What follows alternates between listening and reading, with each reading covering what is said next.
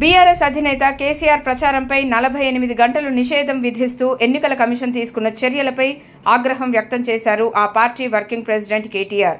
ఇదెక్కడి అరాచకం అంటూ ట్వీట్ చేశారు. అదే సమయంలో మోదీ రేవంత్ రెడ్డి వ్యాఖ్యలకు ఎన్నికల కమిషన్ ఏమని సమాధానం చెబుతుందని నిలదీశారు. వారిద్దరి వ్యాఖ్యలపై చర్యలు తీసుకోని ఈసీ కేవలం కేసీఆర్పై చర్యలు తీసుకోవడమేంటని ప్రశ్నించారు కేటీఆర్. తెలంగాణ ఆవాస్ కేసీఆర్ గొంతుపైనే నిషేధమా అంటూ ట్వీట్ వేశారు కేటీఆర్. ప్రధాని మోదీ విద్వేష వ్యాఖ్యలు ఈసీకి వినిపించలేదా అని అన్నారాయన. వేలాది మంది ప్రజలు ఫిర్యాదులు చేస్తుంటే మోదీ విద్వేషాలపై ఈసీ చర్యలు ఎందుకు తీసుకోవడం లేదన్నారు.